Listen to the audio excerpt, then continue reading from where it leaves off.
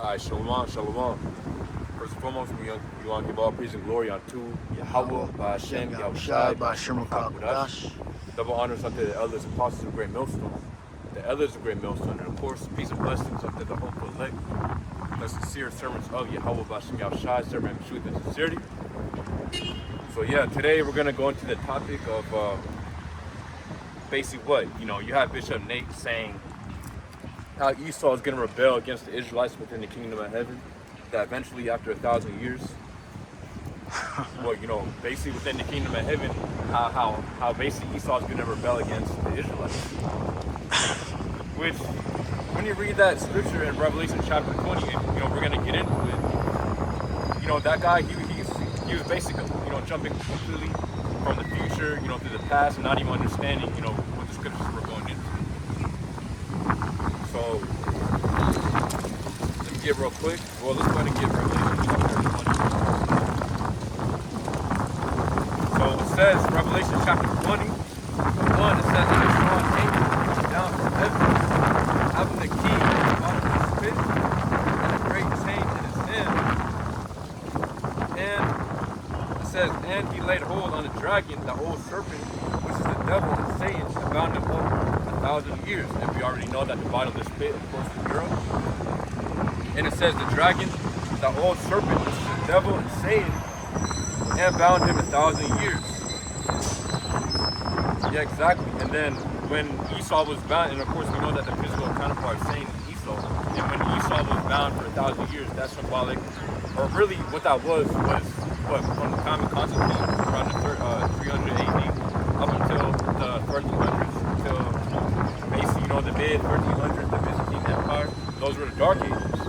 And during those times, Esau was in, the Caucasus Mountains. He showed up in the caves. He was literally, basically in the caves, right? So that right there. It started before Constantine. I believe Nerva, what the others were going into. Right after Vespasian, Titus, those Edomite Romans.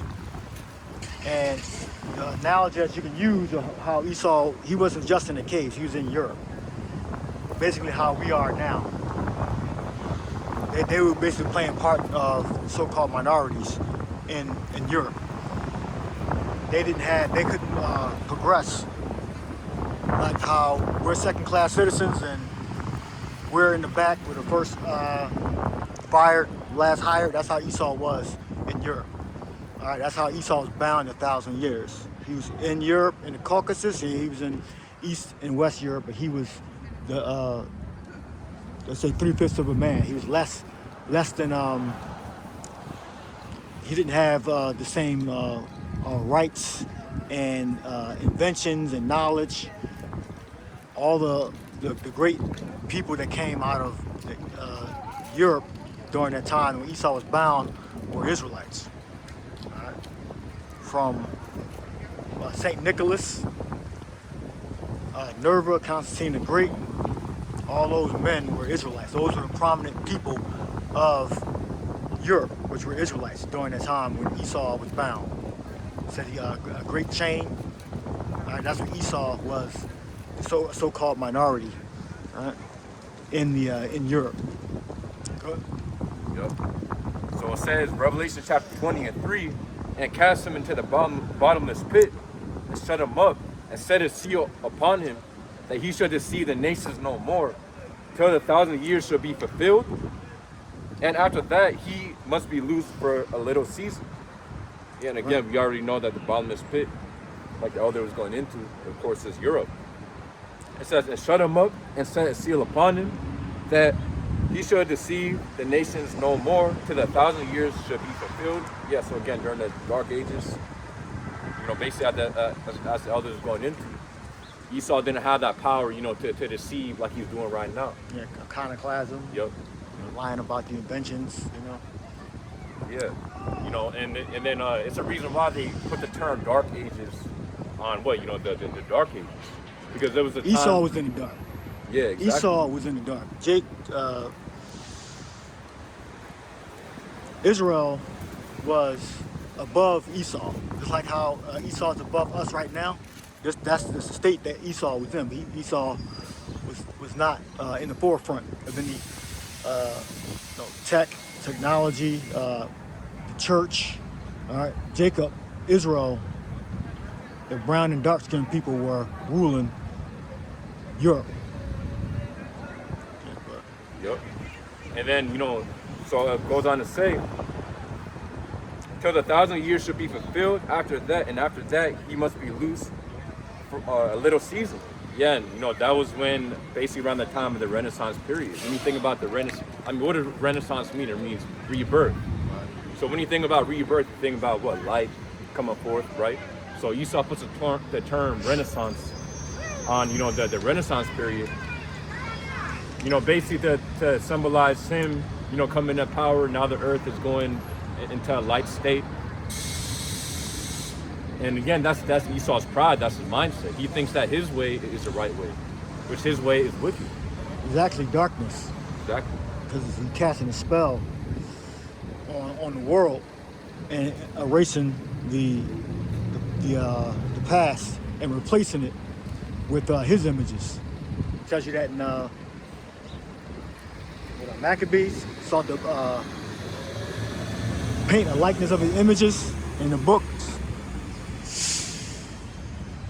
All right. So Esau, right now, his deception is who he's lying about, who can be saved. He's lying about the images and who the Israelites are. He's lying about history, who ruled during the Dark Ages. All right. And during the Renaissance, that's when you had several plagues that killed a lot of our people. All right. During, or at least one that killed a lot of Israelites. Now, when you look up Revelation 20th chapter, it tells you about he shall be let forth a little season, roughly paraphrasing. All right. That time period is right now. All right. That's not in the future. He's being let loose right now. All right. It can't be a time in the future because he's being let loose literally right now. All right. Get that scripture of paint a likeness of our images. All right. The heathen paint. That season is right now. All right. Esau only really ruled in the past from this point now, 2023. He only ruled from the time of the Roman Empire, the Greco-Roman Empire. Before that, Esau wasn't ruling. All right. Esau was that's the only time period he ruled. Otherwise, he was subjugated by different nations. All right, read that scripture. God, so this first Maccabees chapter 3 and 48 or 46, it says, wherefore the Israelites assembled themselves together and came to Maspah over against Jerusalem, for in Maspah was a place where they prayed aforetime in Israel. Then they fasted that day and put on sackcloth and cast the ashes upon their heads and rent their clothes. Verse 48, and it says, and laid open the book of the law wherein the heathen has sought to paint the likeness of their images. Right, so they were changing the doctrine back then. Whether it was actual paintings or they were changing words around, not really specific, but when it says images, that could be figurative. All right, but Esau was all about iconoclasm, changing the narrative to fit his ideas for control. All right? Esau's all about control. Like the new world order, NWO, is all about control. It's all about setting up a totalitarian system in which Esau can have control over resources and people. You want control of your mind. You want control of what goes in and out of your stomach. All right? In and out of your mind. That's total control. All right, what else you got? I got Job 9 and 24. Yeah. So this Job 9 and 24, the earth is given into the hand of the wicked. He covereth the faces of the judges thereof. If not, where and who is he? Yeah, we already know. It says the earth is given into the hand of the wicked because we already know, stemming back from the blessing that Esau received from Isaac. we already know that Esau right now is in his blessing, and really Yahweh Bashim Yahshai gave Esau that blessing to rule the earth for a short period of time. And right now we're in that time of Esau's world. He's ruling. So the earth is given to the hand of the wicked. It also says he covered the faces of the judges thereof. If not, where and who is he? And who are the faces of the judges? You know, strong for the ultimate righteous judge is Yahweh Bashim Yahshai. And how does he look according to the scripture? What, Revelation chapter 1 of 14 through 15, Daniel chapter 7 and 9, Daniel chapter 10 and 6. They all give you the appearance of how the Lord looks like. Also, the scriptures describe to you how the Israelites look like in the scriptures.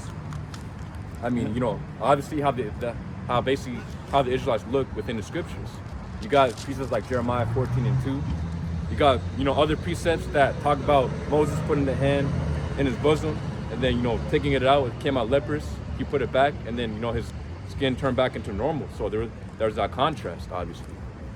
And, you know, that's just one of the many scriptures that describe to you how basically how the Israelites look like. So it says he covered the faces of the judges thereof. If not, where and who is he? Yeah, so especially during the Renaissance period, Esau covered up the image of, you know, our Lord Yahweh Shai and turned it into basically Cesare Borgia. Yeah, he painted Sistine Chapel, the creation of Adam. Some people call it the finger of God. It's called the creation of Adam. So you got pale face, rosy red, Edomites, and naked people covered with clouds. That's blasphemy. All right, that's blasphemy. And he did that by the sword. So our people started to go down. Esau started to come up. All right, so the Cesare Borgia, Pope Alexander, it's said that he bought his way into the papacy. And within that court, you had a bunch of Israelites that supported that. The only way Esau came up was with the support of Jacob that was already ruling. All right. You had one, I believe he was a pope, or he was in the Catholic Church, Nicodemus Daskala, if I'm pronouncing it right. It's in the book of Nature Knows No Color Line. All right. He was an Israelite. So all the people that were around, or if not most, that were around Pope Alexander the 6th or 7th, Cesare Borgia's father, the people that were around him were Israelites. And they supported him. You have another guy named Giovanni Ludovico Sforza. All right? He was a descendant of the Moors, which are our ancestors.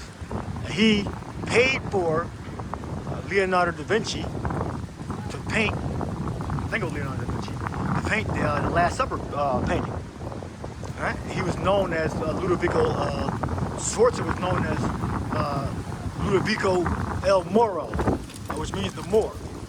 Ludovico the Moor. All right?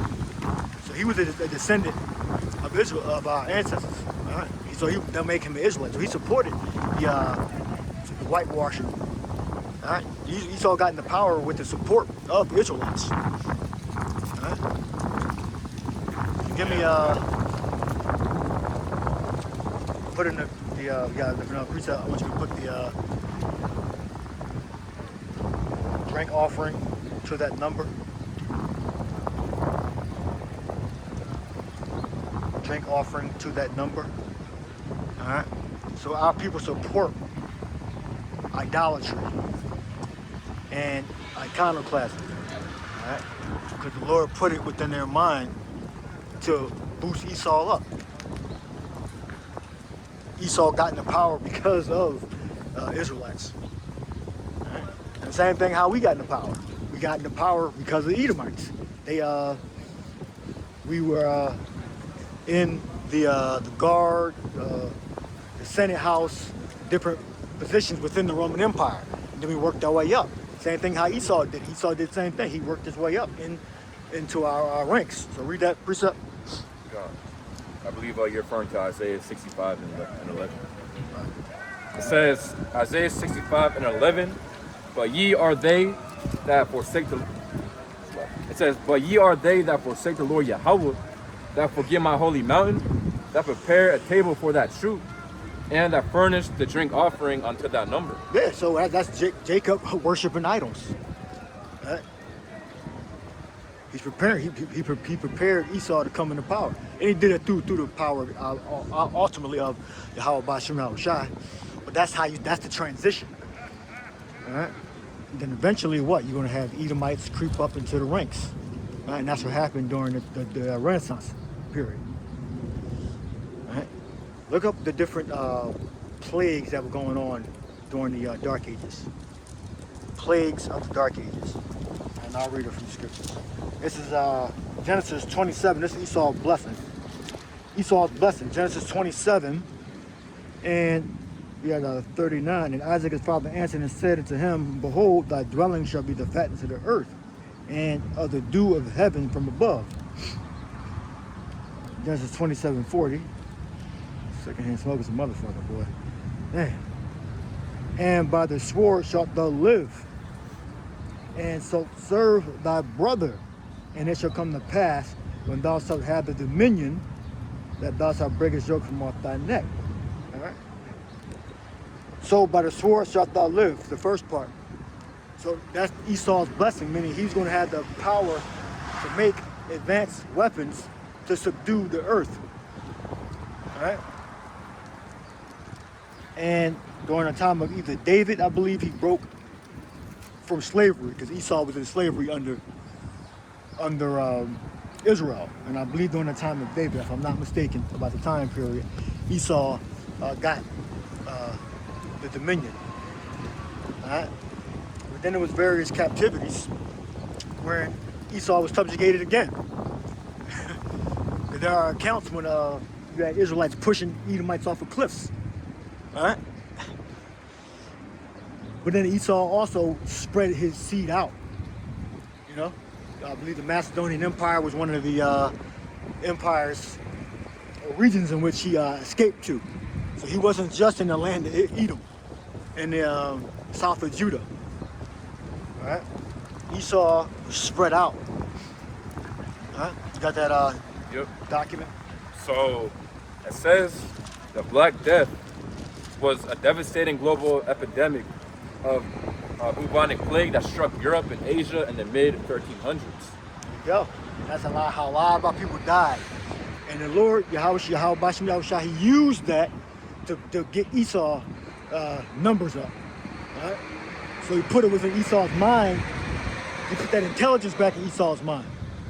All right? So read that scripture. You should be loose a little season. Stay there where you at on the document. And then read the 20th chapter of Revelation about being loose a little season. All right? So the Lord put that intelligence in Esau's mind. All right? Yep. So he could think evil thoughts. What the Russians going to do pretty soon. All right, that's the thing that Esau does. The Lord gave him that knowledge, that those ideas. Let me deceive these people, put new art up that so-called whitewashed. All right, and that's what Esau did. That's part of what Esau did. All right, so he took advantage of the millions of Israelites that died in Europe. Right, during the 1300s, right, he stepped up into positions where Jacob, Israelites, died in. They died because of the plagues. And that's where you get those masks from that look like crows and eagles. Those masks look like some Illuminati. Look up the movie Tom Cruise. I forget the name of that movie. Tom Cruise. Look, Google that movie, Tom Cruise, the Illuminati movie. It's escaping me right now. Kerbeck directed it. Stanley Kerbeck. Eyes Wide Shut. Eyes Wide Shut. They wear the masks. Those are actually medical masks. I believe they have those masks to protect you from breathing in the different, microbes or whatever it is. That's where the medical technology came from of wearing a mask. All right, eyes wide shut. They gave you an example of a mask. But the main point is the black plague, or bubonic, it's called bubonic plague, killed out a lot of Israelites, those that were in those prominent positions, and that gave Esau the advantage to step up in Jacob's place. All right. So the Lord brought us down and brought Esau up. So read that precept. God. So this is Revelation chapter 20 and 3. It says, and cast him into the bottomless pit, and shut him up, and set a seal upon him, that he should deceive the nations no more, till the 1,000 years shall be fulfilled. And after that, he must be loosed a little season. Right. That's the little season we're in right now. I know the bubonic plague is when Jacob started to go down. All right. And we lost our many of our prominent positions. All right. And Esau was able to get stronger when we were getting weaker. Yeah. Basically I wanted to add also, it goes to show you how the Lord has to move, basically a lot of, just for Esau to have power, to rule, the Lord has to move a lot of chess pieces for Esau. According like the Black Death. Because as you can read, it says over the next 5 years, from basically October 1347, it says over the next 5 years, the Black Death would kill more than 20 million people in Europe, almost 1/3 of that continent's population. So that's how you know the Lord sent that plague, because hey, it was time for Esau to get back a rulership. He did it by the sword. Genesis 27 and 40. And by the sword shalt thou live and shalt serve thy brother. Right? See, that was his blessing. And it shall come to pass when thou shalt have the dominion that thou shalt break his yoke from off thy neck. I believe that was talking about the time of David, but you can apply it to other places also, because it happened again. All right, it happened again during the Renaissance period, on time of the bubonic plague that killed over 20 million. I'm sure a good portion of those were Israelites.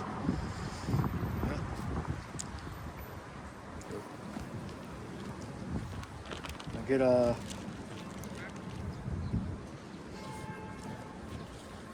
Revelation 13. About another beast. Starting at 15.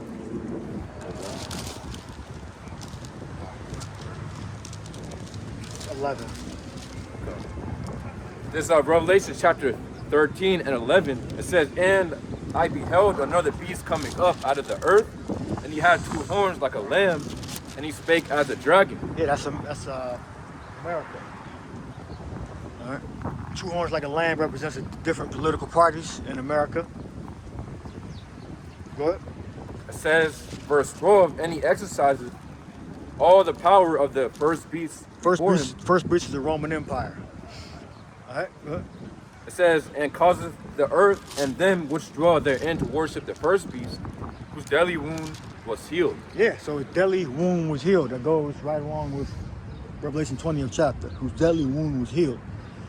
All right, so deadly wound being healed represents Esau surviving the bubonic plague, Israel dying from the bubonic plague, and the Lord giving him the intelligence to come in to power. All right. So Esau knows how to deceive very well. All right. That's one of his main powers. Can you read? It says, Revelation chapter 13 and 13, and he doeth great wonders, so that he maketh fire come down from heaven on the earth in the sight of men. And it says, verse 14, and deceiveth them that dwell on the earth by the means of those miracles which he had power to do in the sight of the beast. Yeah, man, the miracles meaning is technology. Right? One of them is the power of the missile propulsion system and the warhead. Esau can use that to make nations adapt his money system. His way of life is democracy. All right? That's how he deceived the nations. God, so it says, continue on, verse 14. It says, saying to them that dwell on the earth, that they should make an image to the beast, which had the wound by a sword, and did live. Yeah, the image of the beast is the Roman way of living, the Edomite Roman way of living. That continued on to with Israel ruling too, but mainly the Edomites. The Edomites had a system of government, the building architecture, like the presidents, the Senate, Congress, etc. Make an image of the beast. All right, so they formed America. They formed America, literally formed America, after the image of the ancient Roman Empire. All right, good. It says, Revelation chapter 13 and 15, and he had power to give life unto the image of the beast, that the image of the beast should both speak, and cause that as many as would not worship the image of the beast shall be killed. All right, so that image of the beast also includes the financial system. All right, and the new financial system that's going to come in is going to be the implantable microchip. All right, so you got the foundation of the image of the beast is the Roman system. All right, but when it reaches its full fruition, it's going to include the implantable microchip to be able to get goods and services. All right. The foundation of it, like in the ancient world, they didn't have that. All right. Good. It says, Revelation chapter 13 and 16, and he caused all, both small and great, rich and poor, free and bond, to receive a mark in their right hand or in their foreheads. All right, so that mark is the chip. That's the mark. That's the cutting in your flesh, and the device is going to be placed in your flesh to buy and sell. All right? And this is the people that are going to receive this are not going to be of the elect. Only people that are going to receive this are going to be 2/3 of Israel in Babylon, right? And the rest of Israel outside of Babylon. All right? That are within developed areas that are controlled by the different governments that agree. All right. And you look that word up. The word there is charagma. All right, which means the mark that the which is the world's governments, headed by the Edomites, gonna cause everybody that's not written in the book of life, all right, that are able to be accessed, are going to get that mark. All right, that mark is going to be used for identification and to get goods and services. It says, Revelation chapter 13 and 17, and that no man might buy or sell, save he that had a mark, or the name of the beast, or the number of his name. Yeah, so it's going to come to a point where you won't be able to buy or sell literally nothing within society, right? And that in itself is going to be a great temptation to all these people. That's why the scriptures speak about the hour of temptation. And Revelation chapter 3 and 10. There's a great temptation to come upon the world and everybody will be tried. But as it says, for those who keep the patience of the word of the Lord, Yahweh Shem Yahshua is going to keep them from that great temptation. So to read it again, it says Revelation chapter 13 and 17, and that no man might buy or sell, save he that had a mark, or the name of the beast, or the number of his name. So unless you have this mark, you won't be able to buy or sell within society coming real soon. That's why we're basically getting to that point where cash is about to be done away with. The society is moving towards that CBDC system, where it'll be only electronic payments. Then eventually, they're gonna strip away your card payments, your Apple Pay payments, and you're gonna have to use that RFID implant payment very soon. So it goes on to say, Revelation chapter 13 and 18, here is wisdom, let him that hath understanding count the number of the beast, for it is the number of a man, and his number is 666. And we already know Esau loves to use that number. 60 means 60. So literally 660 and 6, or 666. And we already know if you look at the barcode, every barcode has 666 within it. Also, within Esau's company logos, he always, seemed to be using that number. Why? Because that's a number right there. Yeah. That's how we know that the mark is a device. It is not something abstract. It's something physical. Like vocab alone say, oh, it's not something physical. Or something along those lines. All right?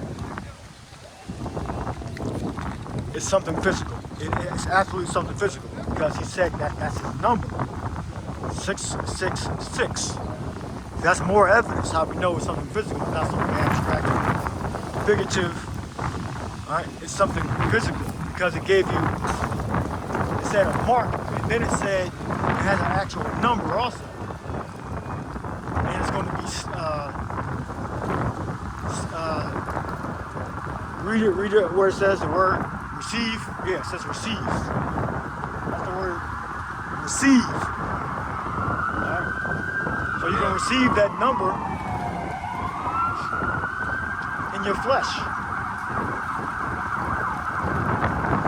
Right? Not figurative. It's literal.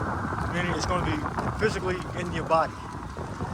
Alright, so you're going to receive a mark. If you're not of the elect, you're going to receive a mark in your right hand, all right, or your left. Doesn't matter what hand you put it in, because the right hand is the principal hand, because it's the hand that 90% of the earth writes with. Only 10% of the people on earth are left-handed. All right.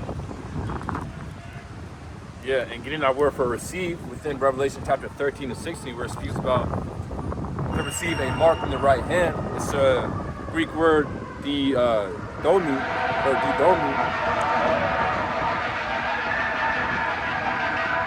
which means to give something to someone. So literally to give something to someone also says to reach out, extend, present, something to be administered. Yeah, so I mean, obviously it's something physical. Esau isn't gonna do what. Basically, Esau would be childish to him, man. Just do some, spiritual Christianity type stuff, man. That's crazy.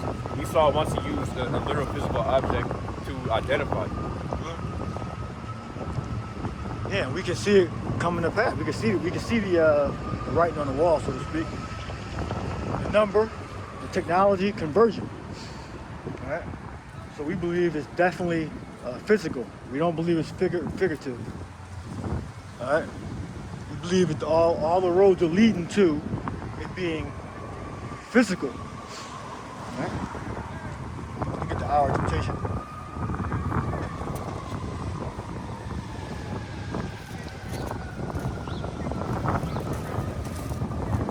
It's Revelation chapter 3 and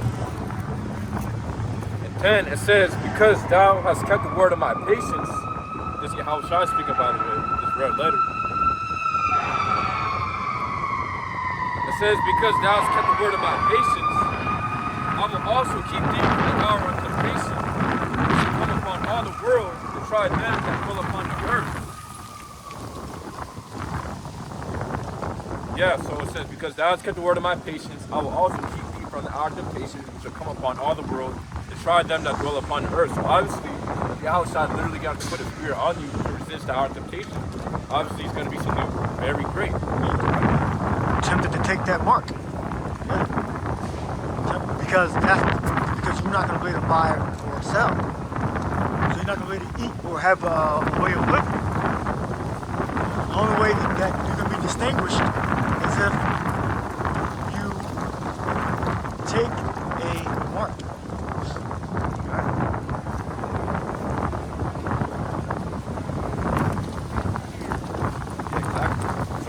Again, it says in Revelation chapter 3 and 10, "Because thou hast kept the word of my patience." Yeah, for those who are serving Yahweh Bashim Yahshai, being patient, doing this work in this ministry. It says, "I will also keep thee from the hour of temptation, which shall come upon all the world to try them that dwell upon the earth." To try them, it means a test. Seeing if you're going to take the benefit. But the Christians probably, well, not the Christians, but I don't know what they believe. They believe that you just have to agree to something, and then that's the mark. You just agree to something. You verbally agree. You verbally agree to something, and that's the allows you to buy and sell. It'll be like the regular money system now.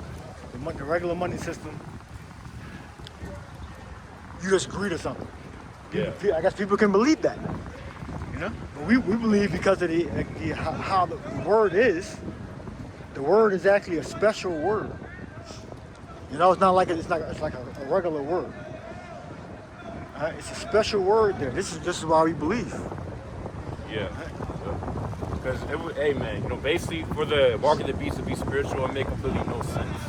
It's like what you say yes to take the MOTB, then some spell come around you. Now you have, come on man, that's complete madness. Or that, yeah. You got some Jake saying that the mark of the beast is something spiritual.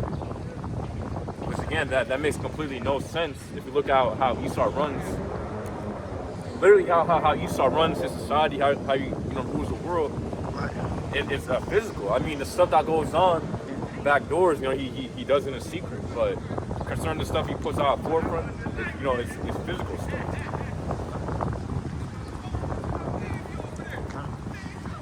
Yeah, we already see the system being put in place in Europe. It's being put in place in Europe, so we know that the implant is real. Right? They would believe that they believe that it's not going to be a mandatory thing. We believe that the chip that already exists, that people are getting implanted right now, is going to be mandatory. Right? So they would have to believe that the chip is not going to be mandatory because the chip is not something that's fictional. The chip is actually real. All right, people already have the chip, mainly in Europe.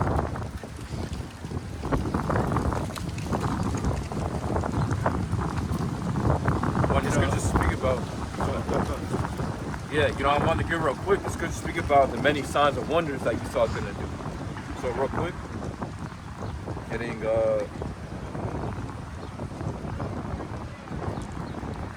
this is Matthew 24:24. It says, "For there shall arise false Mashiach, or false Christ." It says right here, and false prophets. And show great signs and wonders, insomuch that if it were possible, they shall deceive the very elect. So we already know Esau's going to come in every way, in every direction he basically could come in to make you take the MOTV. He's going to be putting out all these commercials. He's going to be putting out all this nice stuff. Some guy, basically got his implant, connected to his Tesla, and then basically he could hop out. And then they could help him parallel park or some shit, just some stupid shit like that. Yeah. Just many things Esau's gonna do. He's gonna use the celebrities to push it.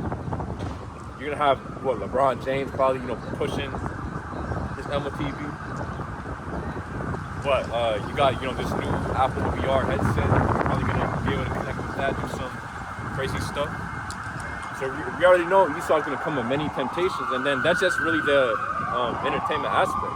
Once your food, your lifestyle is threatened, your housing, your job is threatened, that's what's really going to get even more serious.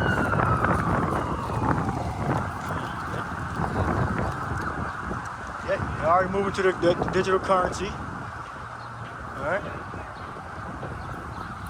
Your money is already digital, but they're making it so payments can be settled instantly. Instead of having to checking account having to clear, your credits having to clear,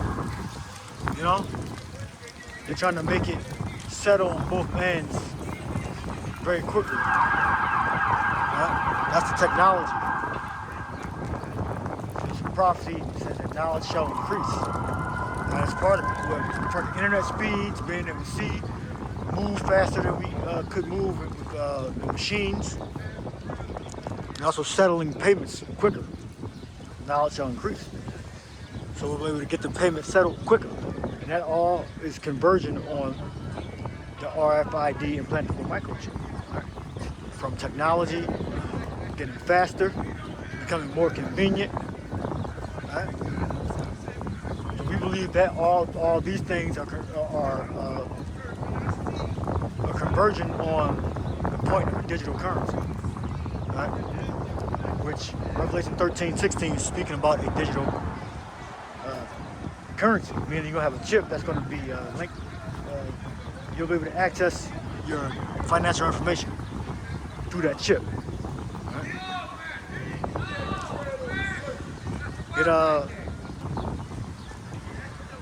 It's some did not believe, like the faith of power. In Romans, what if some did not believe?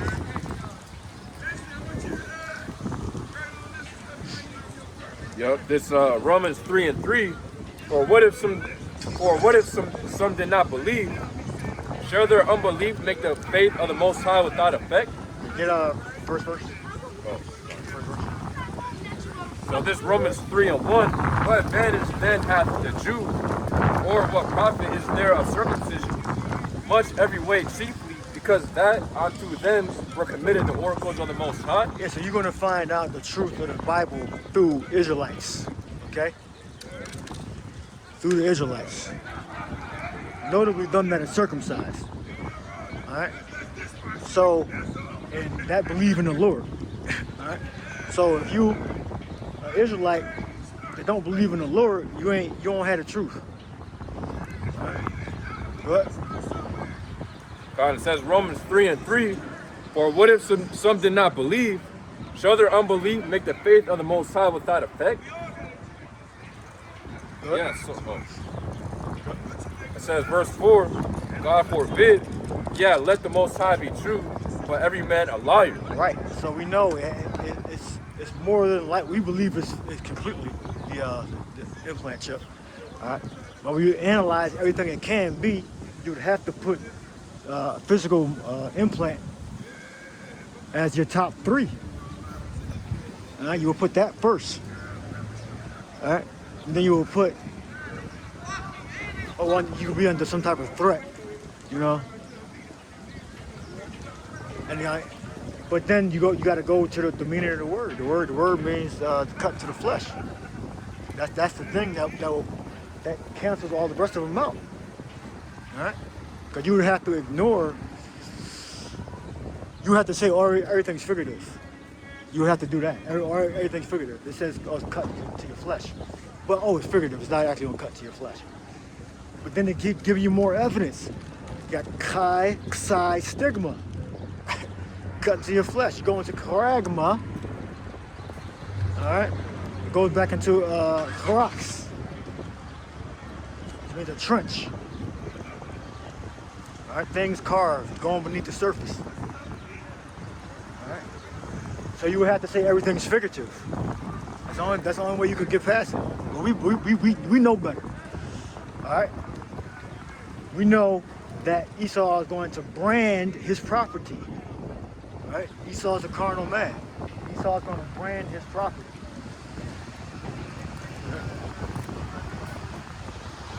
So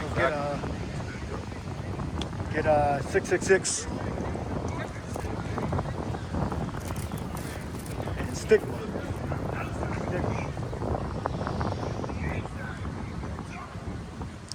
Chi, psi, stigma. Yeah. So to read it again, Revelation chapter 13-18.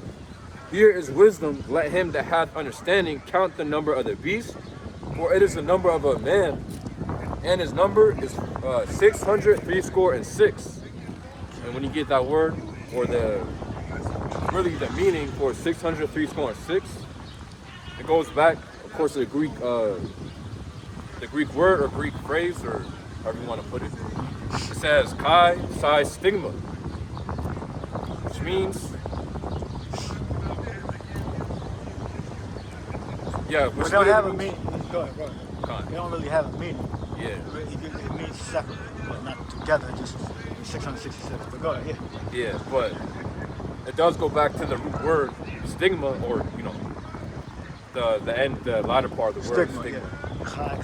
Stigma. Which means a mark pricked in or brand upon the body, to ancient Oriental usage, slaves and soldiers bore the name or the stamp of their master or commander branded or prick cut into their bodies to indicate what master or general they belong to. Right, so you take the last character, stigma, okay, it's something physical. All right, not figurative. So Esau's not going to give you a figurative mark. He's going to give you a physical mark. It's going to be distinguished from other marks. That's going to allow you to access your money so you can buy and sell. All right, and I'm sure it's going to be in combination with other devices, you know. Identifying, certificates and IDs and all that. You know, but Esau can have every computer have to have a you can set it up that way. They have to have a RFID reader in your home. You know, to go over your chip, to pay your rent, to pay your car note, to make purchases. You know, that'd be a add-on to making purchases online. Right? But either way, the central device for making purchases is going to be an implant.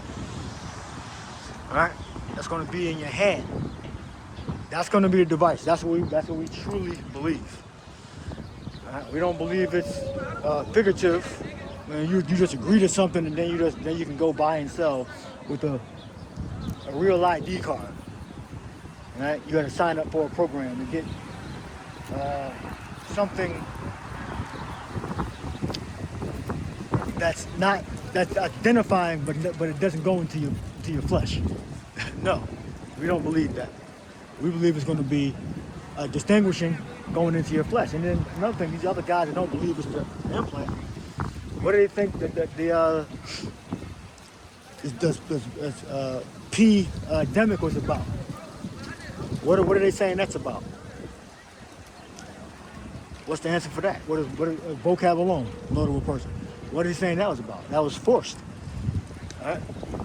It was voluntary, but it was forced in a way where you had to choose between your job and taking their drugs. Did he do a video about that?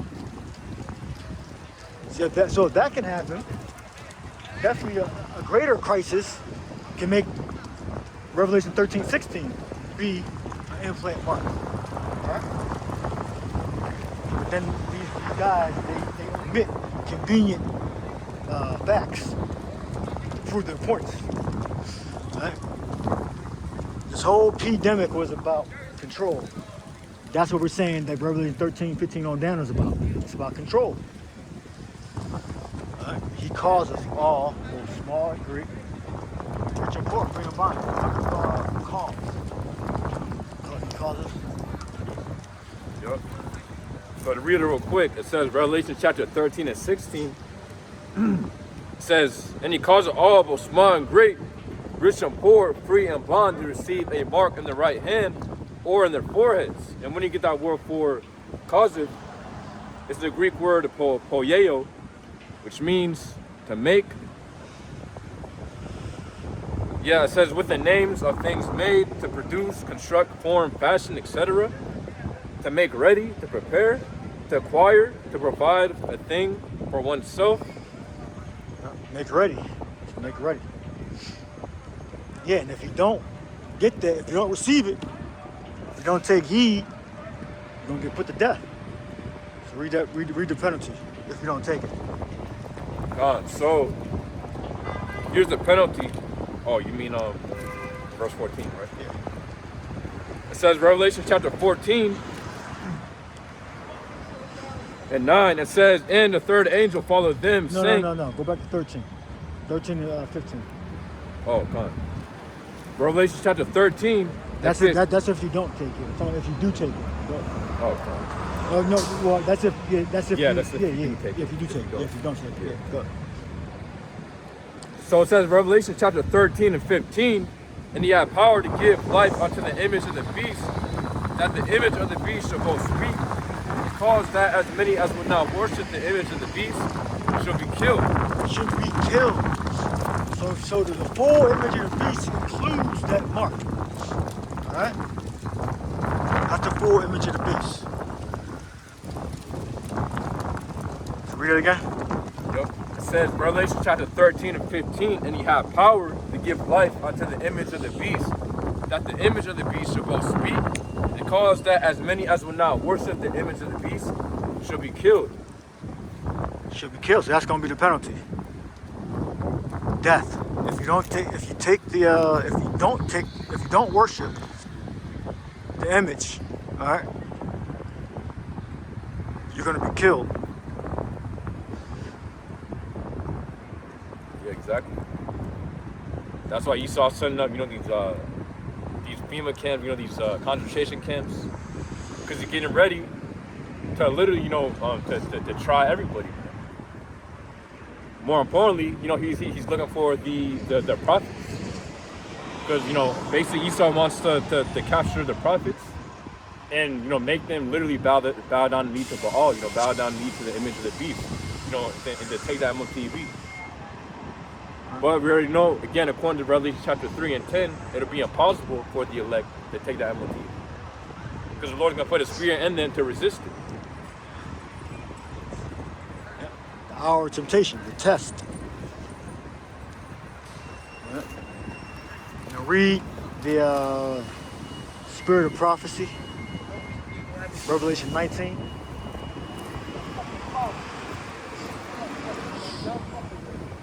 So it says, Revelation chapter 19, and 10, it says, and I fell at his feet to worship. So like it says, and I fell at his feet to worship him. And he said unto me, see thou do it not. I am thy fellow servant, and of thy brethren that have the testimony of Yahushua. Worship the Most High, for the testimony of Yahushua is the spirit of prophecy. Spirit of prophecy. So we know Esau's about control. All right. He wants to bring in a new system. All right. And that system is going to be total control. All right, total control, absolute control. In Revelation 13, 15, on down, tells you about that control. All right. Just how you know that these fake and these anti-Christians, these anti-Christians are liars, because they don't even go into it. They just say that it's not the chip, right? Some of them anyway, like vocab alone, but they never go into it. Okay, so if it's figurative, what the hell is that? What the fuck is going to be going on? Revelation 13, 15 on down, what the hell is going to be going on that he is going to be causing people to do do something? They don't even go into it. They just ignore it. They say it ain't the chip, it's figurative. Figurative for fucking what? What's going to be going on during that time? That the government is going to be implementing this figurative mark. What the hell is he going to be doing? For what? Why is he doing it? That's how you know that they don't really know. They can tell you what it ain't, but they ain't going to tell you what it is. That's a mark of a fucking liar. Yeah. Which is funny, because, when we start bringing out these scriptures, we start touching on the precepts that these so-called Christians, basically never bring out. Basically now they want to, wipe out the dust out the pages. Right. And basically, get into the topics that they never even go into. Right. And then they don't go into Revelation 13, 15 on down. They just tell you what it ain't. They never tell you. Not that. They never tell you what's okay. So what's going to be going on that he causes all, both small and great, to receive a mark? What's he going to be doing? He don't know. Because he's not. Well, vocab alone is not a prophet. All right. And none of those false, those anti-Christians are prophets either. They're false prophets, because they never tell you what the hell it is. And now you do have some Christians that do preach about it's going to be an implant. All right, but we ain't talking about them. We're talking about the ones that say it's not the market, it's not the chip. They never tell you what it is. What's going to be happening? What's going to be happening during that time where that's the question. What's going to be happening during the time, which is great in the last days, during the time when he causes all, both small and great, rich and poor, to receive a mark?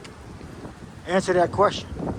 We believe there's going to be some type of financial crisis, some type of war, terrorist attack, something along those lines, food shortage, some type of pandemic, and they're going to establish order through the receiving of that mark, or the issuing of that mark.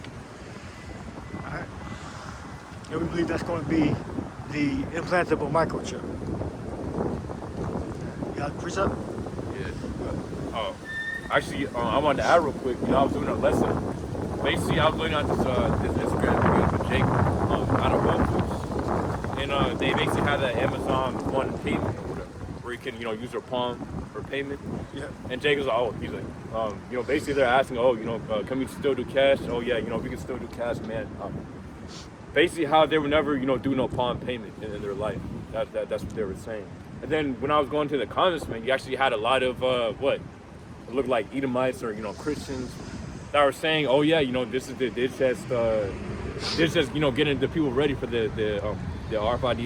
They were saying it. They were actually saying it. See, that's good. Yeah. Yeah, it's a lot of people waking up to that, man. How the mark of the beast is the RFID implant. It's becoming clear, and the Lord's making it clear, man. He's literally putting it right in your face.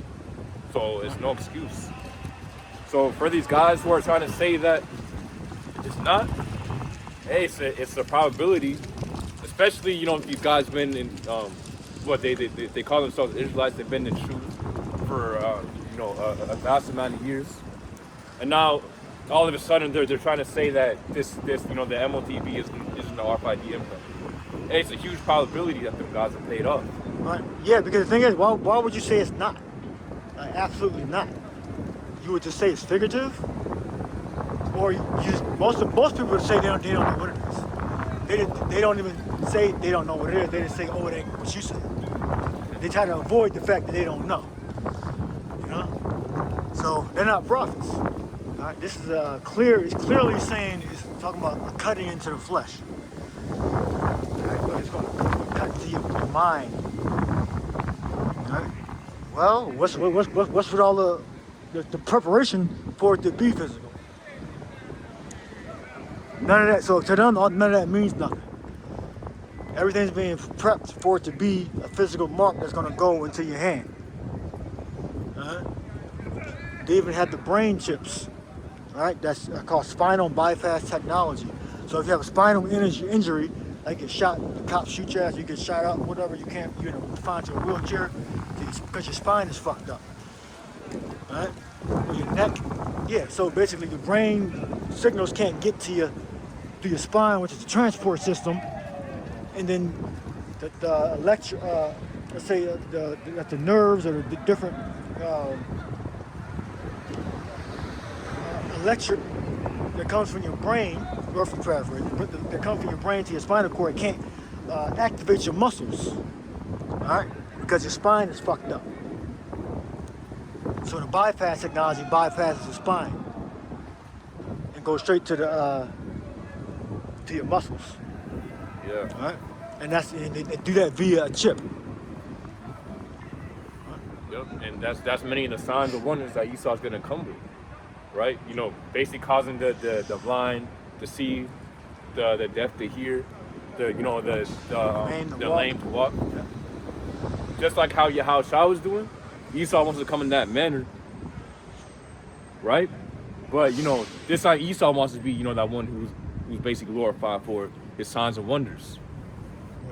And then how much more of a temptation is going to be for you to take that with all these signs and wonders that are coming, that Esau's preparing to put out. And it's literally on the news of people walking, they have a brain chip in their head.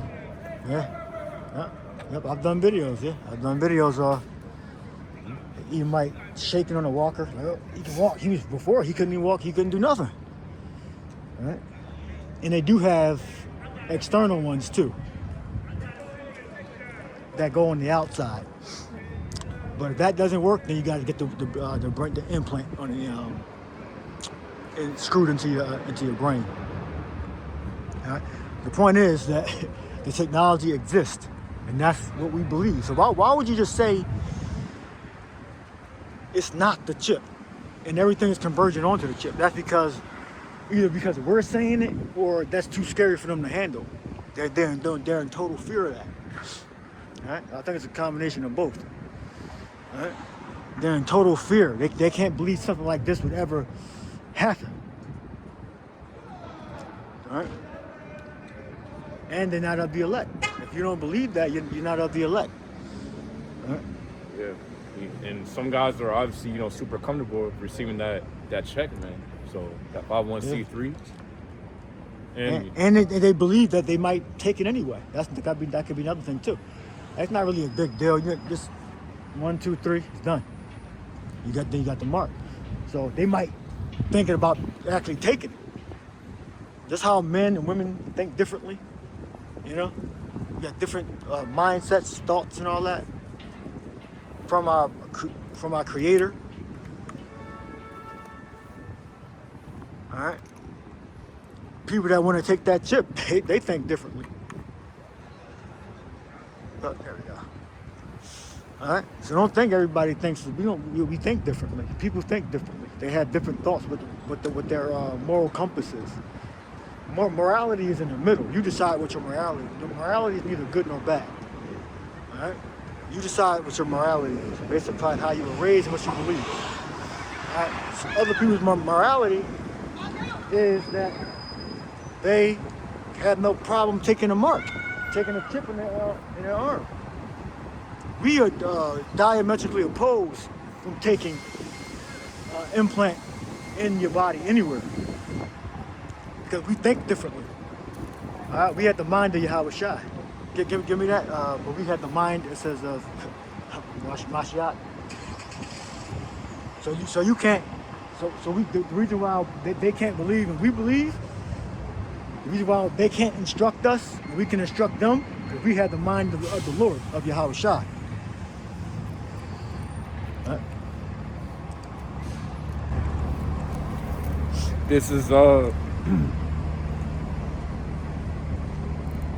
this 1 Corinthians chapter 2 and 13, or we can start at 12. It says, now we have received not the spirit of the world, but the spirit of which is of the Most High, that you might know the things which are, or says, that are freely given to us of the Most High, which things also we speak, not in the words which man's wisdom teacheth, but which the Holy Spirit teacheth, comparing spiritual things with spiritual.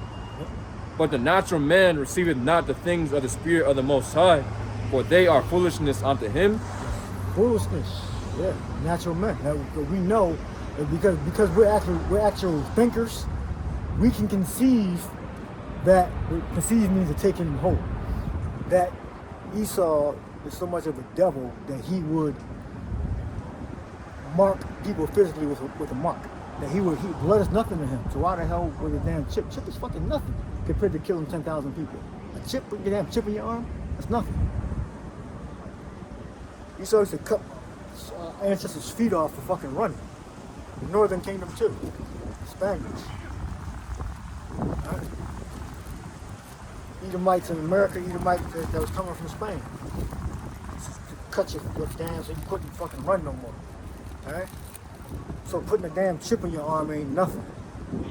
Nothing. On a mass level. Doing it on a mass level. Right? So these guys, they people that don't believe, they don't have the mind of the Lord. Really, you don't even have to have a mind of the Lord to believe that Esau is blood is nothing to him. You can be carnal and understand that. Esau does things in mass numbers. He's a murderer. You don't gotta be spiritual to discern that. But the thing is, you don't have the Holy Spirit, and this book can only be believed, all right, and taken for a matter of fact by the elect. That's why. Right? But to understand certain concepts, you don't got to be spiritual. You can be fucking totally carnal and wicked dude to get certain concepts. Esau is bloodthirsty. You don't got to be spiritual to understand that.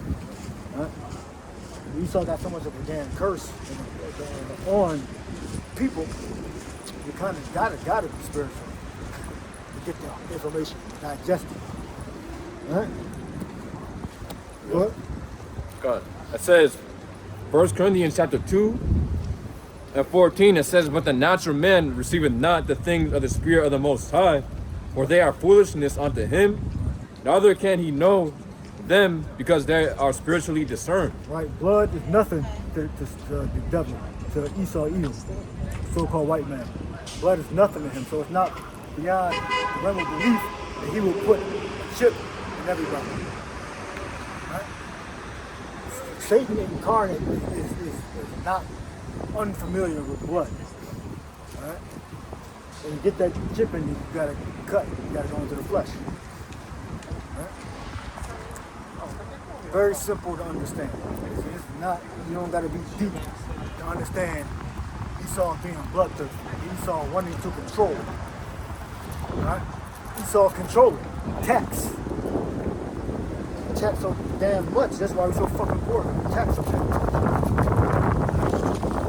Decent job. Very savvy. Right? And inventive. You know, and pragmatic to get a decent amount of money because we tax so damn much. Esau's program, that's how you keep you poor. So blood is nothing for Esau. Get that precept? Blood that was in Jeremiah. No, Nehemiah.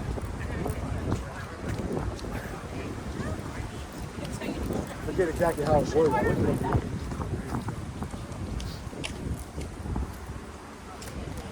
Go to it's the book of Ezekiel, 2nd chapter, last verse. It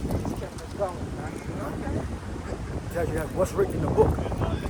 Lamentation, mourning, and woe. Right? Lamentation, mourning, and woe. Part of that is what? Lamentation, mourning, and woe. Revelation 13:15 on down. What the hell is going to be going on during that time? Great slaughter, mass death. That's what's going to be going on. Esau's going to establish order through that mark. All right, it's not going to be a good system.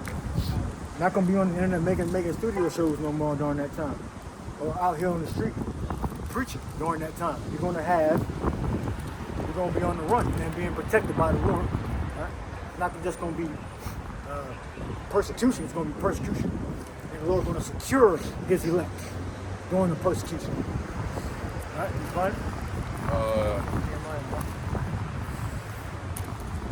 forget exactly how it's worded, but we can move on. So, you're not believing, that's like, you're not a critical thinker. You gotta critically think what certain things could be. Are these things possible? You know? I got something similar. It says Sirach chapter 8 and 16. Yeah. Strive not with the angry man, and go not with him into a solitary place. For blood is as nothing in his sight, and where there is no help, he will overthrow thee. He will overthrow. See if you can. He will overthrow thee. Yeah. So Esau is very keen on the deception and war. Okay. That's how he got above. Right? That's how he got above Jacob. And ultimately, he had to have the Lord's help to put him up. The scriptures say that the Lord put him down and raised him up. It's all in the hands of the Lord. Yahweh Shem Shai is the author of all and every king and kingdom that ever ruled. All right? These men didn't come up to the throne into power on their own. All right? It tells you what Ephesians, I believe, 1 and 5, about destiny. All right? Destiny. Ephesians 1 and 5 tells you that predestinated. So we know we don't have a such thing as free will, but these, again, anti-Christians believe you got free will. Yeah, there's no such thing as no damn free will. We are on the Lord's program, literally. You got to remember the Lord, He's omnipotent. If somehow the Lord didn't have control over what you do, then He wouldn't be out. Yeah. Yeah, basically, Lord, He wouldn't be all powerful. Right. Yeah, you got to be a critical thinker, man. To say it's not the chip, that's just fucking irresponsible way of thinking. There's something in your mind. I had a Seventh-day Adventist friend in the world back in the day. Mother said, "Well, some Babylon's in your mind. You want to flee out of Babylon."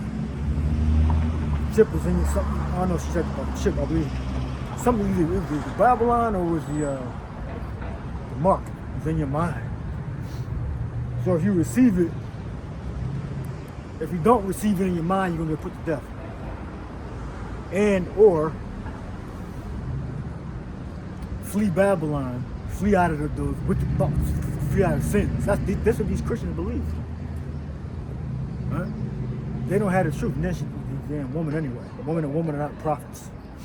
Women are not fit to stand out on the street and talk to the public, teach the public. That's not their office. All right, we understand how powerful the Lord is, omnipotent, omnipresent. All right. What do you about to read? Ephesians 1 and 4. Yeah, go ahead.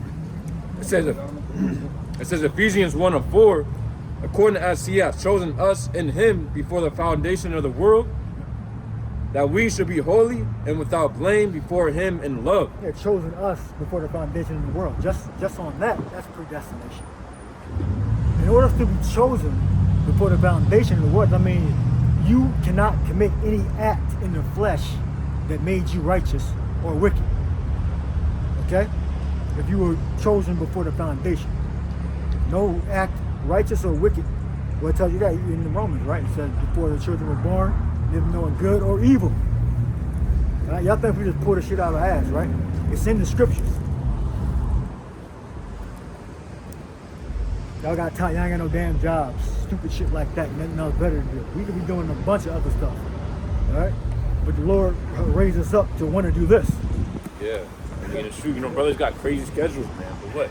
You still make time for Yahweh Bashim Yashad to do His work, And hey, I mean, so some of these guys were saying, oh, get jobs. Hey, brothers are making more than that. We couldn't do this if we didn't have jobs, you dumb fucks. Alright? There's no way we could even come out here and preach if we didn't have income or a wage. Right? If we didn't get wages, we wouldn't be able to come out here and preach. Right? Yeah, you can pay for internet service, you can pay for our phones to record a video, pay for signs, Pay for food, tripod, parking, yeah, gas, insurance. Yup. Car payments. Go ahead. It says, I'm trying to find another one too, bro. It says Ephesians 1 and 5. It says, having predestinated us unto the adoption of children by Yahweh. Right. That's figurative. That's what they'll maybe say something like that. You don't have a choice. The Lord programmed the righteous and the wicked and the ones that are in between, the other nations, the heathen. All right, to go about a certain way. Right? So you got to critically think. Okay, once you, I heard the elder Apostle Gabar say this, once you understand that the Lord, the Most High Yahweh, gave Yahweh Shai the blueprint to create all creation, all right, and to write our scripts, you are sitting above everybody else on the planet. Everybody else on the planet, they're small. You're in God mode at that point. Once you actually understand that concept, understand that fact, that every step is dictated by the plan that the Lord set in motion. Give me I got the definition for predestinated. So the definition for predestinated is pro oriazo in the Greek within Ephesians 1 and 5. So it says to predetermine, decide beforehand, in the New Testament of the Most High decreeing from eternity the foreordained appoint beforehand. Right, So, yeah. yeah. Go ahead. Yeah. So, I was about to say, the Lord predestinated the first fruits, literally from the foundation of the world. All the fruits. Yeah, literally everything, yeah, man. all the fruits, yeah. Yeah. The first fruits, yeah. It's pertaining to the elect right there, yeah. But yeah, the Lord predestined, everything. And real quick, I'm going to get Romans chapter 9 and 15. Yep, bro. So this Romans chapter 9 and 15, it says, "For he saith to Moses, I will have mercy on whom I will have mercy, and I will have compassion on whom I will have compassion. So then it is not of him that willeth, nor of him that runneth." Right, it is not of him that willeth, meaning I want. You say I want, I want to, I am doing. It is not of him that willeth, but Nor of him that runneth, that go about, do something, but but of the Most High that showeth mercy. there's the Most High that showeth mercy. All right, so everything is orchestrated literally by powers, by Yahweh Shai. He is operating off of the pattern that he saw. Yahweh, give me a pattern. What do you search? Pattern. Now, the Lord told, Yahweh told Moses to organize everything after the pattern that he saw. All right, this is the same difference. All right, when it comes to the seraphims, mercy seat, menorah. All right, it was instructed with Moses to design it after the pattern in which he saw. So Yahweh Shai authored everything after the pattern that was given to him by his father, Yahweh. All right. So it's a definite pattern that Yahweh Shai followed. So we're following the same pattern that Yahweh Shai put in place, and we can't break from it, no matter what. The reason why that I was chosen to be out here to preach, my brother wasn't, my father's son, is because he's operating according to the pattern that was designed. Right? Now we're operating on that same pattern that was designed. We're preaching right now. My age, my current, my height, weight, all that is all predetermined. It was designed according to the pattern that Yahweh Shai saw. Yahweh put forth. And he created it. Yahweh Shai created the pattern. Go ahead. Go ahead. Yeah. We'll start up a little bit. That's 25, right? Yeah, Exodus 25. So, start up? Or like... Start up a little bit, because I want to build on it a little bit. Okay. So it says, Exodus 25 and 1, "And the Lord Yahweh spake unto Moses, saying, Speak unto the children of Israel, that they bring an offering. Of every man that giveth it willingly with his heart, ye shall take my offering. And this is the offering which ye shall take of them: gold and silver and brass, and blue and purple and scarlet, and fine linen and goat's hair, and ram skin dyed red." That dyed red. Ram skins, meaning, okay? Ram skins dyed red back in the 60s. Because you saw, because it wasn't hairy, he was just red in color, like skins dyed red. Right? But not the texture as in being like fur or wool dyed red. It was just the color of dyed red, being dyed red. You saw skin color was translucent. So the blood showed forth through his skin. Alright? And that was unusual. That hadn't been a birth like that. Jacob was regular brown, dark brown color. Esau came out red all over like a hairy garment. Alright, so if you're trying to break it down, you can go here to get a similar article. Alright? But not in texture, but just in color. Right? Look at it again. Yeah, I'm on the Africa. That's why Abraham called, Isaac. That's why Isaac named Esau Ishasha, meaning wasted away his heat, because he came out red, and it was like basically add on to others' point. It was basically nothing like that ever coming, or basically, or what's the word I want to use? That was never a birth? Yeah. Basically it was never a birth that happened, you know, of a baby coming out red out of water. But continuing on, it says Exodus 25 and 5, it says, "And ram skins dyed red, and badger skins, and shittim wood, oil for the light, spices for anointing oil, and for sweet incense." Yep, so everything had to be placed exactly and created exactly how it was told to Moses. You know, Moses would tell that to his tribe, the priests. They were going to organize everything together. Now, the rest of the tribes had to actually help bring supplies to the organization. Levites would organize it after what Moses saw. And Moses saw all this. All right?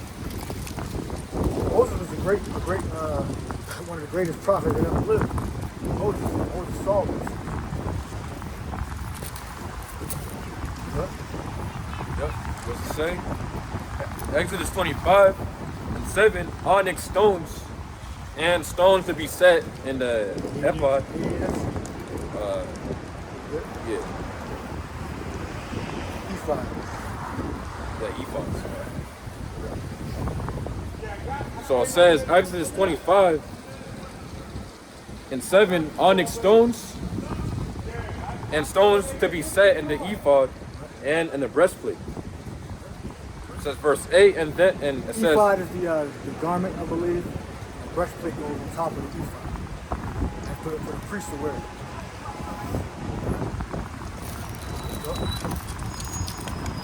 Yep, what goes to say, Exodus 25 and 8, "And let them make me a sanctuary that," it says, "that I may dwell among them." Verse 9, "According to all that I show thee, after the pattern of the tabernacle, and the pattern of all the instruments thereof, even so shall you make it." And then a pattern, okay? So, Moses designed the house of worship after the pattern that he saw. Right?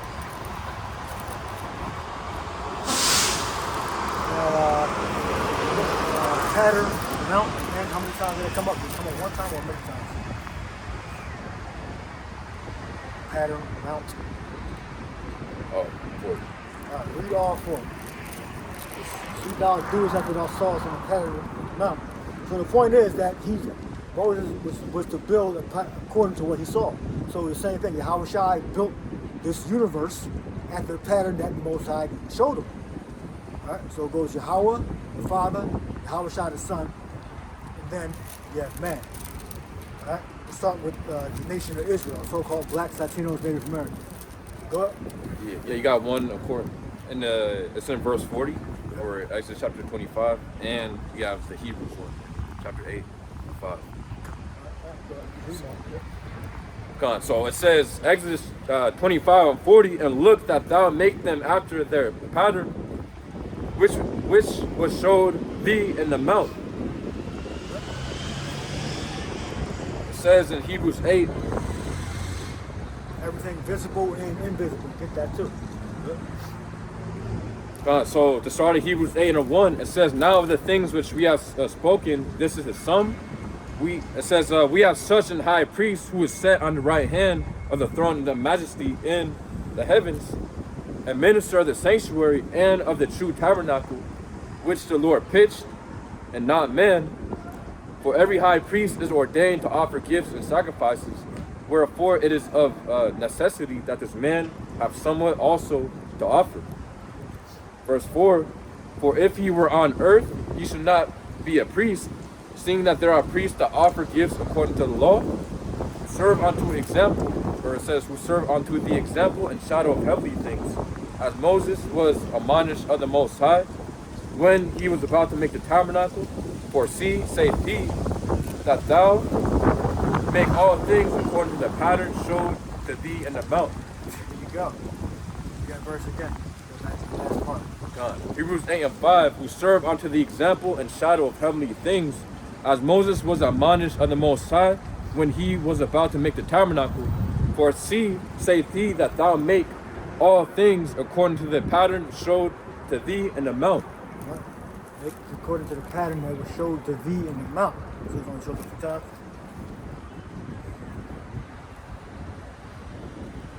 visible and invisible. Everything, demon, angel, visible and invisible. Or pattern them out. So it's Yeah, just pattern. pattern out. Just like that. Put pattern. Exodus. Yeah, this. But yeah, it's very good. There's no additional. It's one of numbers. No, go to visible and invisible.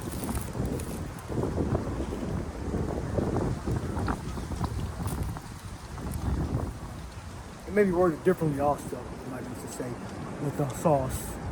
It might just say mountain. But we think I get the point that it was according to the pattern. Carried out the Lord's design. Yahweh design as commissioned by the Father. Alright? And get children being either born, done good or evil. Alright? So you gotta be a critical thinker. Okay? It all goes back to being a critical thinker. You gotta look and say, okay, do the signs match up with what the prophets are saying? We're prophets. Alright? The signs match up. Alright? Yes, they match up. You gotta be looking. A lot of you ain't even looking. All right, you got the digital currency, you got the cryptocurrency, and then you got the government digital currency. All right, it's all going to lead to a cashless system. Yeah. So if you don't believe in an implant chip, do you believe in a cashless system? You got to answer that. You can't divorce that from each other. Implant and the cashless system. It's going to be cashless first, and then implant, or it could happen simultaneously. Right? Yep. So this Colossians 1:16, or we can start at 15. It says, "Who is the image of the invisible power, the firstborn of every creature? For by him were all things created." That it says, "For by him were all things created that are in heaven and that are in earth, visible and invisible, whether they be thrones or dominions or principalities or powers. All things were created by him and for him." Go, read it again. It says, Colossians 1:16, "For by him were all things created that are in heaven," and it says, "and that are in earth, visible and invisible, whether they be thrones or dominions or principalities or powers. All things were created by him and for him." Right. So the demons and power, considered powers, principalities, they were all created for Yahweh Shai. So it wasn't no damn Satan. He took a trillion angels and then decided to go rogue. That's a damn figment of somebody's imagination. Everything was created by him and for him. Read that again. Colossians 1:16, "For by him are all things created that are in heaven and that are in earth, visible and invisible, whether they be thrones or dominions or principalities or powers." So there's no separation in this creation, which the Lord took, not the Lord, but Satan took angels. You know, we can get Job, the first chapter. Right? Yeah. Also it says in Isaiah 45:7, how the Lord controls light and darkness, and the Lord controls good and evil. Right? Yeah. So the Lord, Yahweh Shai, okay, the world ignorant because Jesus Christ created everything good and evil. Right? That will make him omnipotent. Right? Omnipresent, omnipotent. Yeah, because you got to think about it. The Most High said that he would give all power unto Yahweh Shai. If somehow Yahweh Shai didn't have power to sing, over evil, He wouldn't be almighty. yeah, then, that would make the Most High not a man of his word. Not almighty. He would make him not almighty. The Lord, Yahweh Shai, authored Satan to be let loose. Did Revelation 1? I think that's what it says.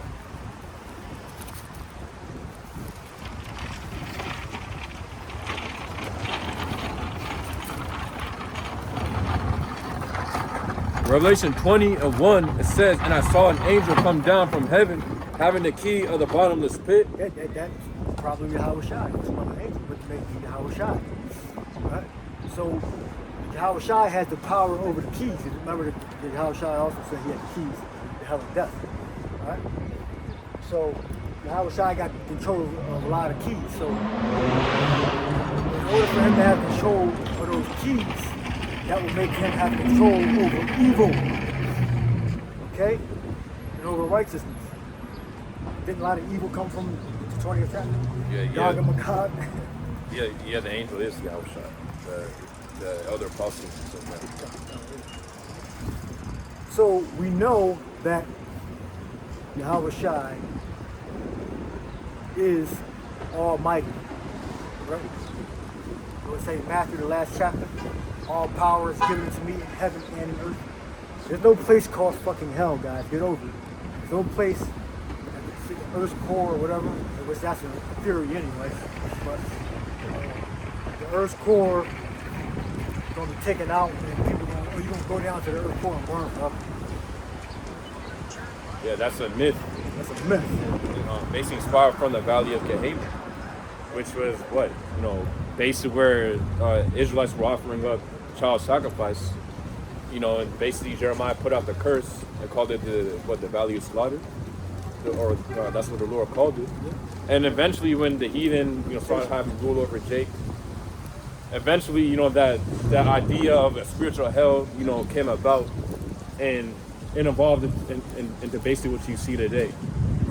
Basically the common preaching of the spiritual hell, which is completely non-existent in the scriptures. Yeah, some Israelites made up. Israelites started and made it up. Then Esau just took it over. Israelites made it up in Israel and in Greece. All right, we were in both areas. And then Esau took the myth over. And now everybody, fear is going to hell, going to burn in hell forever if you don't become a fucking Jehovah's Witness. Well, they believe you get put out of existence from this day, if I'm not mistaken. The Jehovah's Witnesses, they know that the hell is the grave. They know that. But the other Christians, the Jehovah's Witnesses are Christians too. So they believe different shit. The Jehovah's Witnesses believe you're going to be put out of existence, if I'm not mistaken. That's what I remember learning that as a man. And you're going to go to heaven, multinational heaven. All colors and nationality is going to be there, happy. Right? That's all bullshit, right? Only the Israelites going to be ruling, and the other nations are going to be in service to Israel. As it's written, we're going to suck the breath of the Gentiles. Yep. It goes on to say, Revelation 20:2, or 1 again, it says, and I saw an angel come down from heaven, having the key of the bottomless pit, and a great chain in his hand. And he laid hold on a dragon, the old serpent, which is the devil. Well, so if you believe in that anti-Christianity bullshit, then that means that most Yahweh Shai controls Satan. If you believe that, in the mythology, told you right there. We have to believe that. So Satan is not out. The point is, Satan is not out of Yahweh Shai's control. Satan is not out of Yahweh Shai's control. Remember, then he rebuked Satan in the damn wilderness. We're gonna get that too. We're gonna close up. We're gonna get those points and get proof that the Lord controls Satan. Yeah. All right? Boy, wait a minute. Didn't Paul? Wait a minute. I thought Satan was just this rogue being. Didn't Paul unleash demons on people? You people don't know what the hell. You don't know the scriptures, man. We're gonna go. Yahweh Shai writes that. We're gonna get all of those scriptures. And it was that one scripture where Yahweh Shai, basically put the rebuke out on those demons. They basically fled into the pigs. Yeah, that's another one. Yeah. The wilderness, and he commanded those demons to go into the pigs, the swine, and they drowned in the water or whatever. So the Lord controls Satan. All right, he takes orders from Satan takes orders from the Lord. All right, everything we already read in Colossians, everything visible and invisible, whether the powers, principalities. All right, they just people high off of Greek and ancient Israelite mythology, and Renaissance mythology, and high off of that shit. Alright? So it says,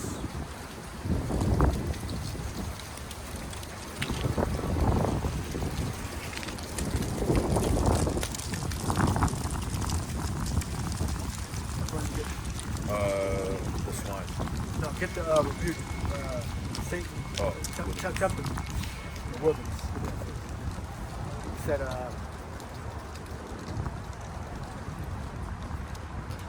thou shalt worship the Lord thy God, and him only shalt thou worship. yep. So it says, Matthew 4:1, then was Yahushua led up of the Spirit into the wilderness to be tempted of the devil.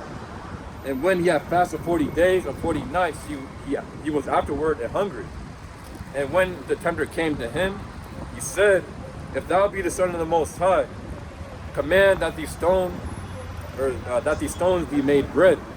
Verse 4, but he answered and said, it is written, man shall not live by bread alone, but by every word that proceedeth out of the mouth of the Most High. Right, there's something that probably went over your head. Another the season brothers. He was fasting. He said basically, why don't you break your fast? Okay? And make these stones bread. Yahushua could have did that if he wanted to. He could have did that. I'm sure he speculated. I'm sure he did make food or whatever when they needed at the proper time. When he broke the bread. He multiplied the fish. Right? This tells you that everything he did could be contained.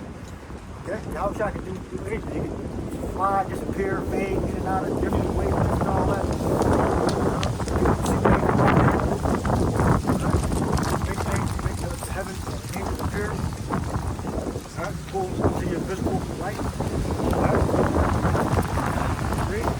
Yup, it says Matthew 4:5, then the devil taketh him up into the holy city, and setteth him on the pinnacle of the temple.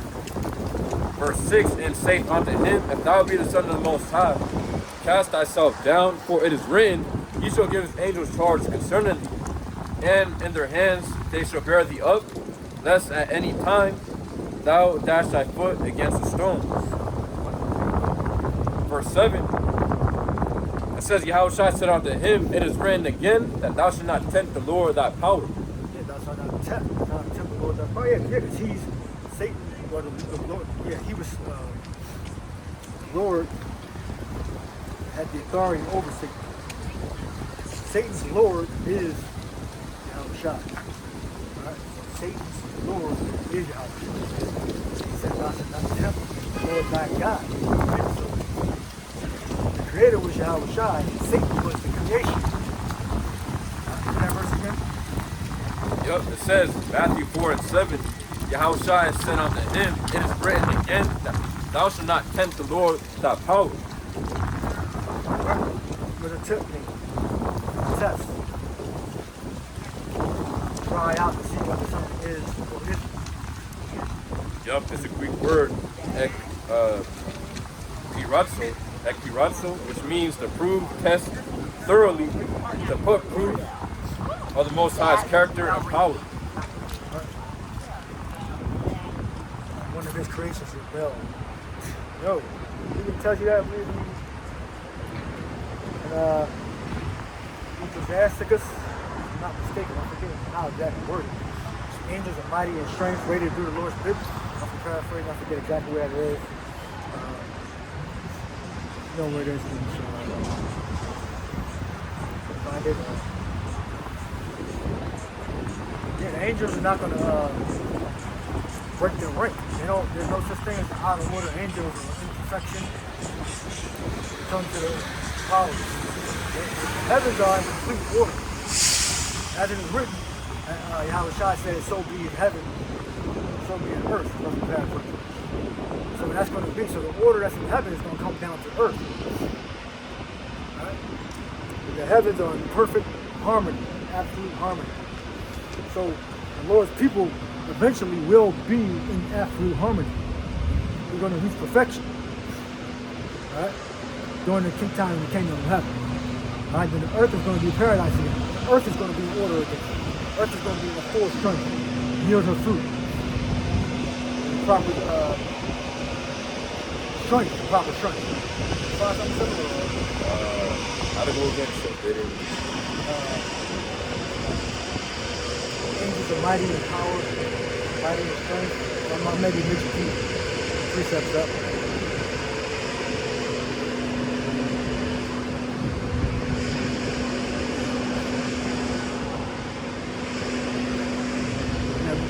We'll move on to Satan.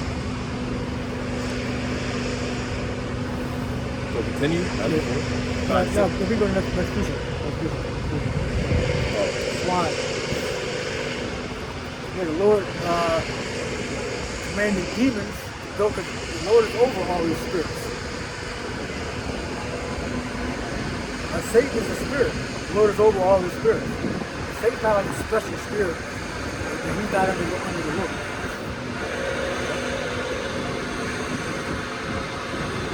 Yep. So it says. Go to the point. It says Mark 5:8.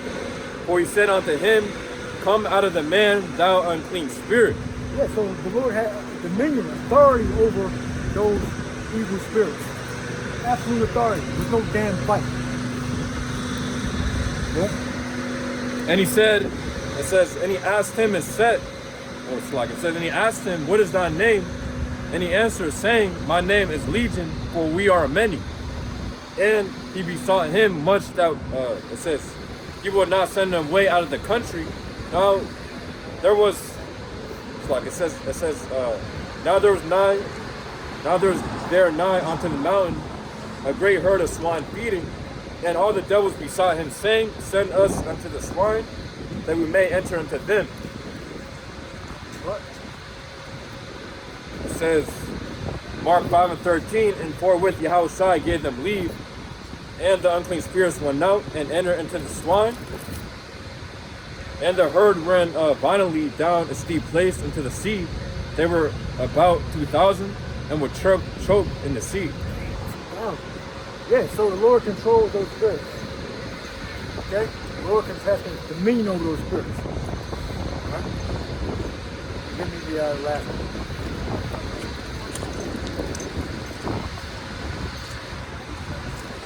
Hymenaeus and Alexander. Delivered to Satan. And learn not to blaspheme.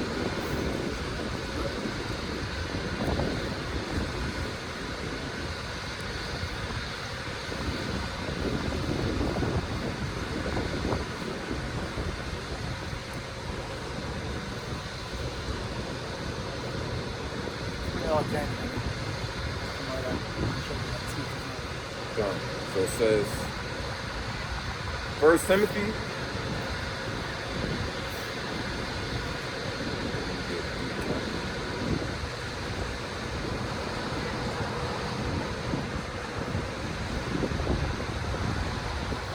In Acts, right? Or yeah, Timothy. Timothy.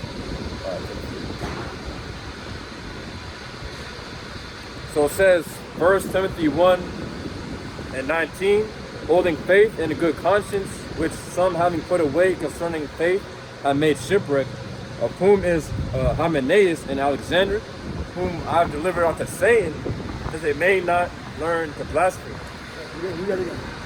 It says, 1 Timothy 1:19, holding faith and a good conscience, which some having put away concerning faith have made shipwreck, of whom is Hymenaeus and Alexander, whom I have delivered unto Satan, that they may not learn to blaspheme.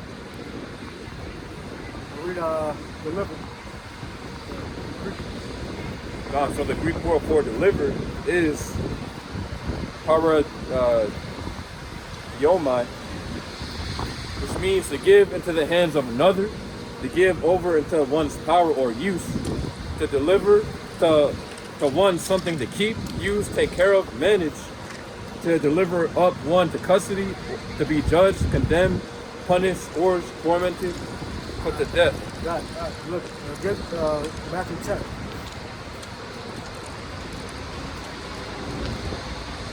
These 12 that got sent forth, right after he names them all. Yep. Read. So it says, So in Matthew 10:1, and when he had called unto him his 12 disciples, he gave them power against the unclean spirits to cast them out, and to heal all manner of sickness and all manner of disease. Now the names of the 12 apostles. Right. So he gave them power over unclean spirits. Okay.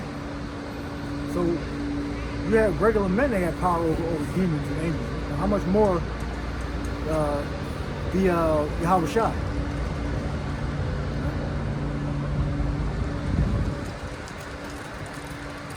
Tell me about judge angels. Judge angels.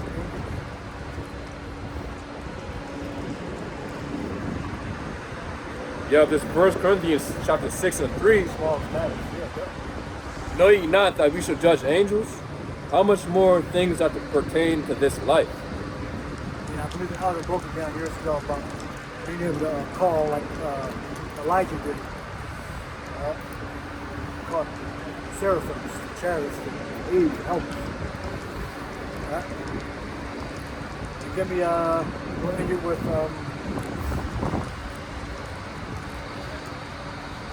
no, go back to Matthew 10 and then read the beginning part and read after the names are spoken. Read 10 and 1 and skip the names and go down to after the names are spoken. Good. God. So it says, Matthew 10:1, and when he had called unto him his 12 disciples, he gave them power against unclean spirits to cast them out and to heal all manner of sickness and all manner of disease. It goes on to say, verse 5, these 12 Yahushua sent forth and commanded them, saying, go not to the way of the Gentiles, and into any city of the Samaritans enter ye not, but go rather to the lost sheep of the house of Israel.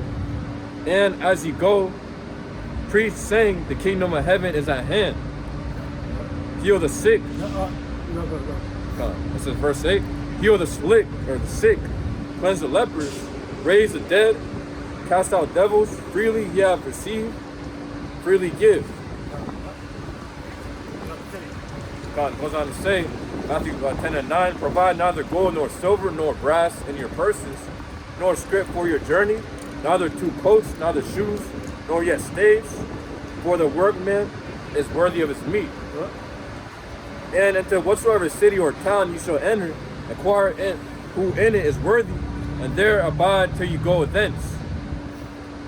Verse 12, and when ye come into a city, salute it. It says, and when ye come into a house, salute it. And if the house be worthy, let your peace come upon it. But if it be not worthy, let your peace return to you. And whosoever shall not receive you, nor hear your words, when ye depart out of that house or city, shake the dust off of your feet. Verily, it says, verily I say unto you, it shall be more tolerable for the land of Sodom and Gomorrah in the day of judgment than for that city. Verse 16, behold, I send you forth as sheep in the midst of wolves. Be ye therefore wise as serpents and harmless as doves. But beware of men, for they will deliver you to the councils, and they will scourge you in the synagogues. And ye shall be brought before governors and kings for my sake, for a testimony against them and the Gentiles. But when they deliver you up, take no thought. It says, take no thought how or what ye shall speak. Yes, the disciples who've been put in the prison, and being on trial. He said they're going to have to happen to us, to them, it's going to happen to us. The ones of us who get caught. And it has happened, to our apostles, to our elders. Good. It's going to happen again. Good. It says, for it shall be given you in that same hour what ye shall speak. Good.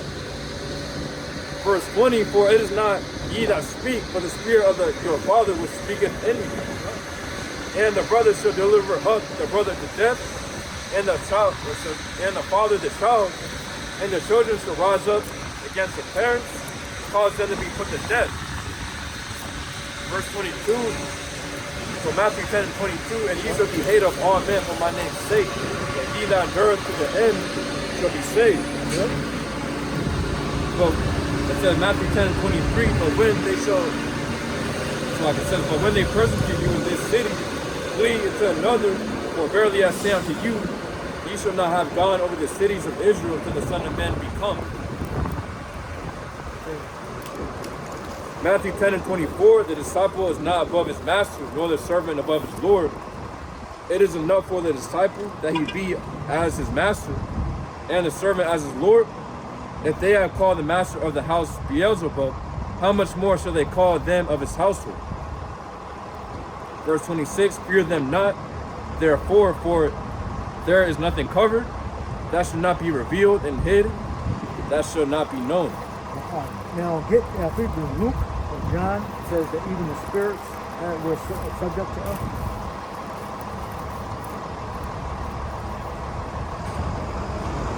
One of the other gospels. It might be in Matthew. We were saying about 2 by 2. Not mentioning anything else. Yeah, Luke 10 and 20. Luke 10 and 20. Read it. So this is Luke 10 and 20. Notwithstanding in this, rejoice not that the spirits are subject unto you. Go up a little bit. Oh, okay. It says Luke 10 and 19, behold, I give unto you power to tread on serpents and scorpions, and over all the power of the enemy. Nothing shall by any means hurt you.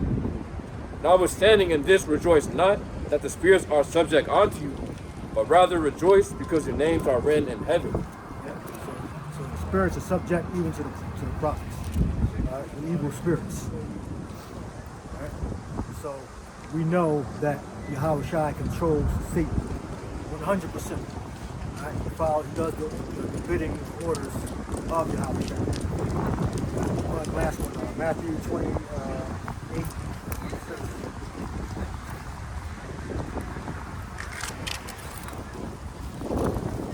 It says Matthew 8. Matthew 20. So Matthew 20. Yep, Matthew 28.